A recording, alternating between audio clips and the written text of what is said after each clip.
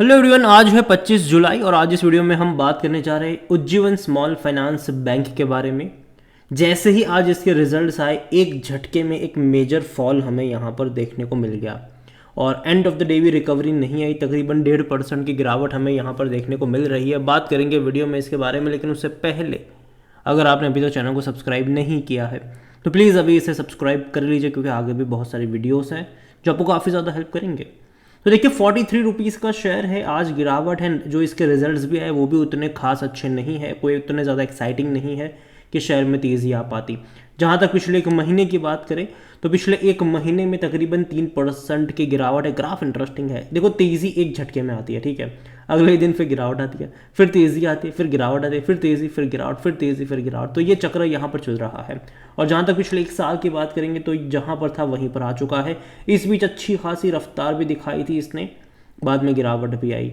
जो एक initial support यहाँ पर देखो तो 43 रुपीज़ के आसपास था, और ये देखना इंटरेस्टिंग होगा कि ये टिक पाता है कि नहीं। अभी यहाँ पर अगर नहीं टिक पाता है तो नेक्स्ट 40 रुपये तक के भी लेवल आपको यहाँ पर देखने को मिल जाएंगे, और अगर वो लेवल इंपॉर्टेंट होगा यहाँ पर। अगेन मैं कह दूँ, देखो मुझे ये बैंक बुरा नहीं लगता है, मुझे ये अच्छा लगता है, लेकिन मैं कई बार बोल चुका हूँ यहाँ पर, कई सारे वीडियोज़ मैंने पिछले कुछ टाइम में यहाँ पर बनाए हैं, पिछले 2-3 महीनों में, जहाँ पर मैंने एक ही चीज़ कही है कि देखिए मैं कोई बहुत बड़ी तेज़ी एक्सपेक्ट यहाँ पर नहीं कर रहा हूँ जब तक इनकी मर्जर की प्रोसेस कंप्लीट नहीं हो जाती। उज्जीवन स्मॉल फाइनेंस बैंक और उज्जीवन फाइनेंशियल सर्विस, इन दोनों का मर्जर होना है, रिवर्स मर्जर कह लो, वो मर्जर होना है। जब तक वो कंप्लीट नहीं होता तब तक मैं कोई बहुत बड़ी तेज़ी एक्सपेक्ट यहाँ पर नहीं कर रहा हूँ। और मैंने ये भी कहा था कि एक बार रिजल्ट्स देख लेना, खरीदारी तब तक मत करना। और जो रिजल्ट्स निकल कर आए हैं वो, जैसे कि मैंने कहा, उतने ज़्यादा एक्साइटिंग नहीं है। यहाँ पर अगर आप ये मतलब ये जो इनकम नंबर्स जो आप जो भी देख रहे हो वो करोड़ में नहीं, वो लाखों में है यहाँ पर। तो तकरीबन इस बार की जो इनकी इनकम हुई है वो 1775 करोड़ के आसपास की है, जो कि इससे पहले के क्वार्टर के 1765 करोड़ के मुकाबले कोई उतना बड़ा जंप नहीं आया है। हालांकि पिछले साल के 1465 करोड़ के मुकाबले जंप ज़रूर है, लेकिन पिछले क्वार्टर के मुकाबले उतना बड़ा जंप हमें देखने को नहीं मिला है। लेकिन सबसे खराब चीज़ जो रही वो है प्रॉफिट्स इनके, जो कि पिछले साल और पिछले क्वार्टर दोनों के मुकाबले खराब ही है। 301 करोड़ का इन्होंने मुनाफा कमाया, जो कि इससे पहले के क्वार्टर में 329 करोड़ का था, और पिछले साल 324 करोड़ का था इसी क्वार्टर में।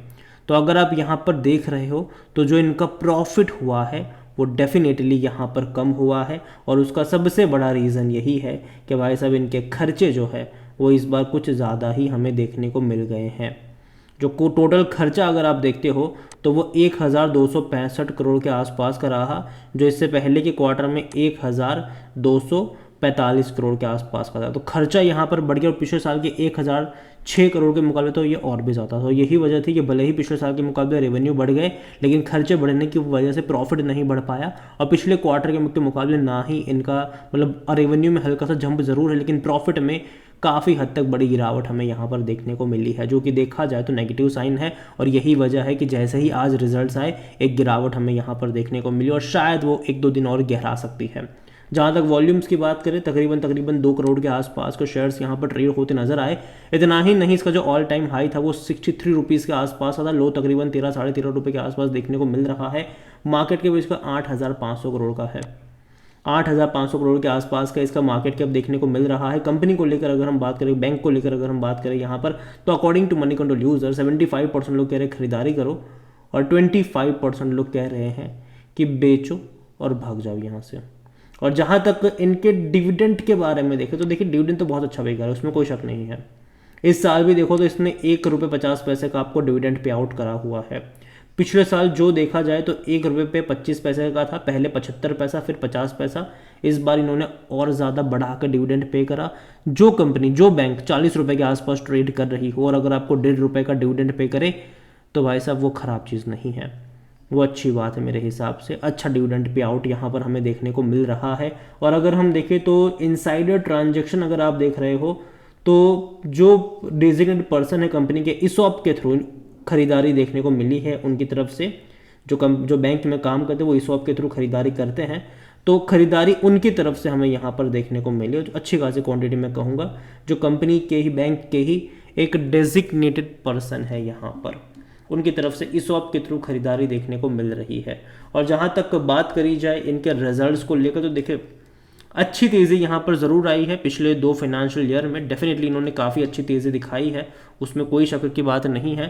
स्पेसिफिकली अगर आप देखोगे तो 23 और 24 में शानदार इनकी तेज़ी रेवेन्यू वाइज भी है, और अगर हम प्रॉफिट वाइज भी देखें तब तो और बेहतरीन रफ्तार है। पहले देखो लॉस थे 2022 में, ये 23 में 1100 करोड़ का प्रॉफिट हुआ और 24 में 1280 करोड़ का प्रॉफिट हुआ। जैसे ही प्रॉफिट कमाना स्टार्ट करा इन्होंने डिविडेंड भी पे आउट करे हैं। 2023 में भी अच्छा डिविडेंड पे आउट करा, और अभी अगर हम देखें तब भी इन्होंने अच्छा ही डिविडेंड इस साल भी पे करा हुआ है।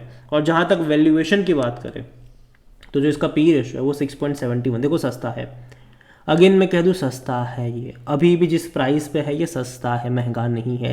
लेकिन समझना होगा हमें कि जब नेगेटिव खबर आती है, नेगेटिव रिजल्ट्स आते हैं, तो उसका असर ज़रूर पड़ता है बैंक के ऊपर, और कहीं ना कहीं उसी के चलते गिरावट है। और अगर ये गिर कर 40 रुपये की रेंज में जाता है तब मुझे लगता है कि एक वैल्यू जो है वो वहाँ पर क्रिएट हो सकती है, एक जो बाइंग इंटरेस्ट है वो शायद वहाँ पर क्रिएट हो सकता है। 100% एनालिस्ट कहता है खरीदारी करो। इनके फिनेंशियल्स की तरफ अगर हम नज़र करेंगे तो जैसे कि मैंने कहा इस बार के नंबर उतने अच्छे नहीं हैं। जो बैंक पहले मतलब 300 करोड़ का तो हर बार ही होता था, ठीक है, इनका इवन जून में तो 324 करोड़ था, 327 करोड़ था, तो एक घटा है यहाँ पर इनका प्रॉफिट।